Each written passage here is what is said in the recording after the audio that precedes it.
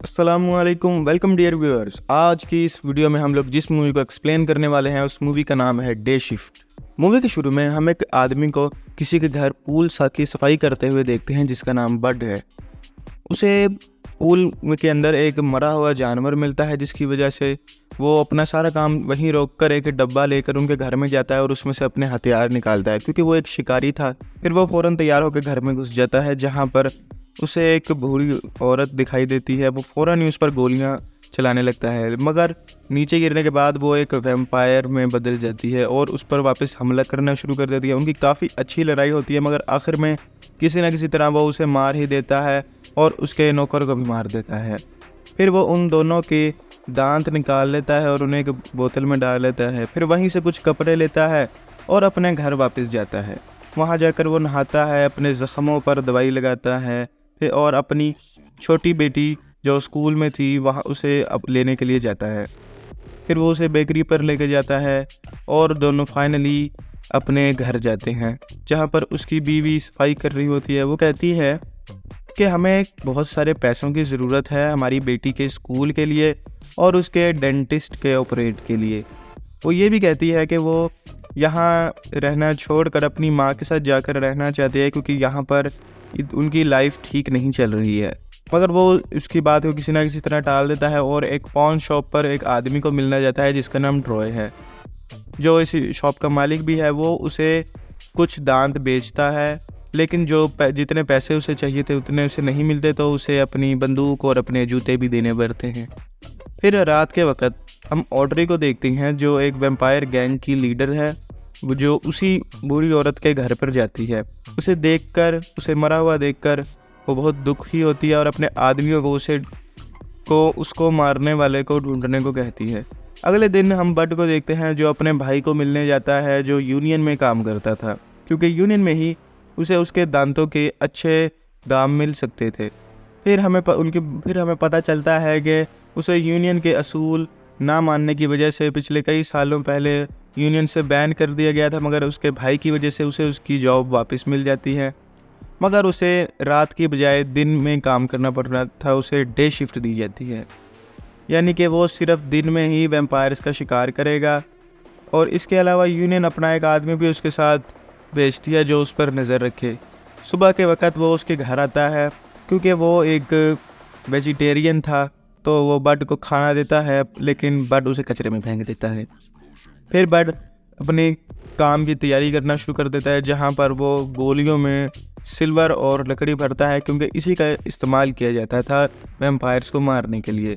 फिर वो लोग कहीं पर जाते हैं, वो उसी लड़के को जिसका नाम सत है, सत को वहाँ रुकने के लिए कहता है क्योंकि उसे लड़ना नहीं आता था। उसके बाद हम लोग उसी पॉन शॉप वाले आदमी को देखते हैं जिस पर ऑड्री हमला कर देती है और वो उसके सारे सामान को चेक करती है।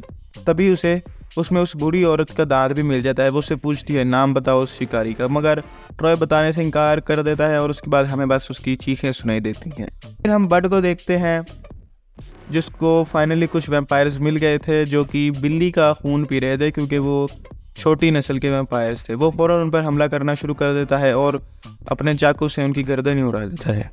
तभी यूनियन के एक मैनेजर की सत को का फ़ोन आता है कि तुम उसके पीछे जाओ, उस पर नज़र रखो और जब भी वो कोई असूल तोड़े तो तुमने मुझे लाजमी बताना है। जब वो वहाँ जाता है तो डर के मारे तो उसकी पैंट्स में ही मुँह धुआं निकल जाता है और बाहर आकर वो उल्टी भी कर देता है। फिर बड उसकी हालत को देखते हुए उसे उसके घर छोड़ देता है और अपने घर वापस जाता है जहाँ वो अपने नए पड़ोसी से भी मिलता है जिसका नाम हैना था।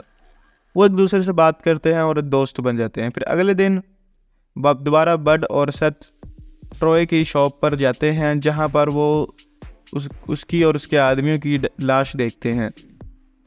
सच तो वहां पर भी उल्टी करने ही लगा था, मगर बड किसी ना किसी तरह उसे रोक ही लेता है। फिर वो लोग ट्रॉय के ऑफिस में पहुंचते हैं तो उसकी डेड बॉडी वहां होती है और उसके दांतों से बड का नाम वहां लिखा होता है। सत कहता है कि हमें यूनियन को बताना ही होगा, मगर बड उसे रोक देता है कि नहीं, मुझे पैसों की बहुत ज़रूरत है, जिसकी वजह से सत अभी यूनियन को कोई इन्फॉर्मेशन नहीं देता। अगली शिफ्ट पर वो लोग दो शिकारी भाइयों से मिलते हैं और उनके साथ मिलकर वो लोग एक घर में जाते हैं जो पूरा ही वैम्पायर से भरा हुआ था। वहाँ पर हर तरफ से वैम्पायर्स निकलते हैं। वो लोग बहुत मुश्किल से एक दूसरे की बैंड बजवाते हुए किसी ना किसी तरह उसे मार देती है। सत तो इस बार भी पेंट में कारनामा अंजाम दे देता है, क्योंकि उसकी तो फटी पड़ी थी। फिर वो अपनी बेटी को और बीवी को मिलने जाता है, और इस दफ़ा उसके पास पैसे भी आ चुके थे, तो हम फिर उसे उसकी बेटी की बर्थडे पार्टी में देते हैं, जहां उसे ऑड्री की एक फ़ोन आती है। वो कहती है कि मैं बहुत वक्त से तुम्हें ढूंढ रही हूँ और मैं तुम्हारी बेटी और सब कुछ ले लूँगी। वो ये और कॉल कट कर देती है। वो ये सुनते ही अपनी बेटी को गाड़ी में बिठाता है और पूरी रफ्तार से घर की तरफ जाता है।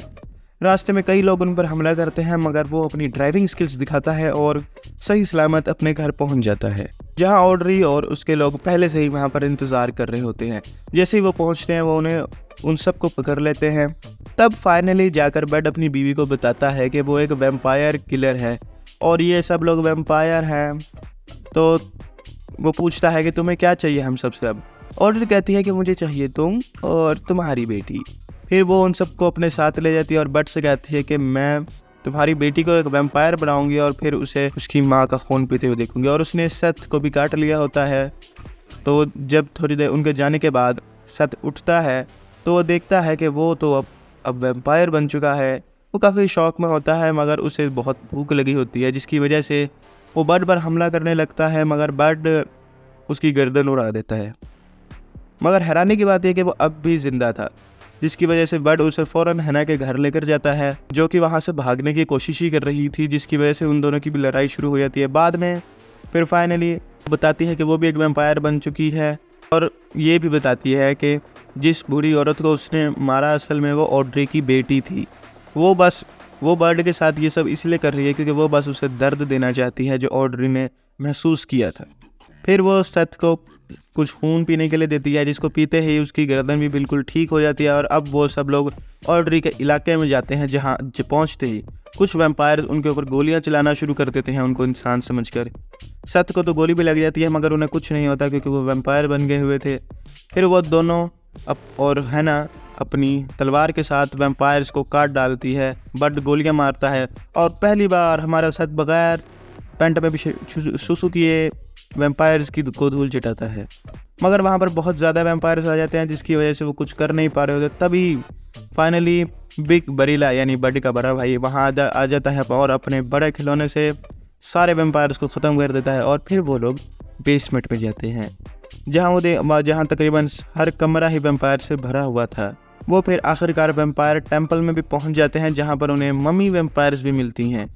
फिर बड का भाई दरवाज़ा बंद कर देता है और बम एक्टिवेट कर देता है, क्योंकि उसके पास गोलियां ख़त्म हो गई थी। और फिर हमें धमाके की आवाज़ आती है। आगे चलते हुए ऑड्री का जो असिस्टेंट होता है वो बड को मारने के लिए आता है, मगर सत और हैना वहाँ पर आ जाते हैं और उससे लड़ना शुरू कर देते हैं, जिसकी वजह से बड ऑड्री को मार दिया जाता है।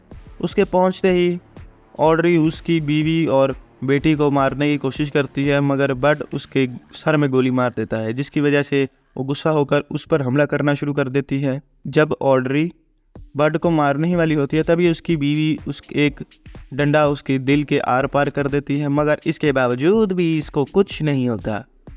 फिर फाइनली जब बड अपनी आखिरी गोली उसके सर में मार देता है, मगर इसके बावजूद भी आपको हैरानी होगी कि उसे कुछ नहीं होता। अब वो पूरी रफ्तार से भागते ही बड को मारने के लिए जाती है, मगर बड ने जो जाल बिछा रखा था उसमें वो फंस जाती है, जिसकी वजह से उसका सर भी कट जाता है। फिर वो लोग वापसी जाते वहाँ से बाहर निकलते हैं और सत और हैना को भी अपनी बीवी बच्चे से मिलवाता है वो। फिर हम मैनेजर को देखते हैं, जो उन दोनों पर बहुत गुस्सा था क्योंकि उन्होंने बहुत सारे असूल नहीं माने थे, मगर सत अपने ज्ञान से उसका मुंह ही बंद कर देता है। और वो भी अपना बाकी का काम छोड़कर सत भी बड के साथ शिकारी बन जाता है। फिर आखिर में हम उन सबको खुशी खुशी घर जाते हुए देखते हैं, और उसके बाद बिग बरीला यानी उसका भाई भी गटर से बाहर निकलाता है, यानी कि वो भी जिंदा बच गया था, और वो भी खुशी खुशी अपने घर जाता है।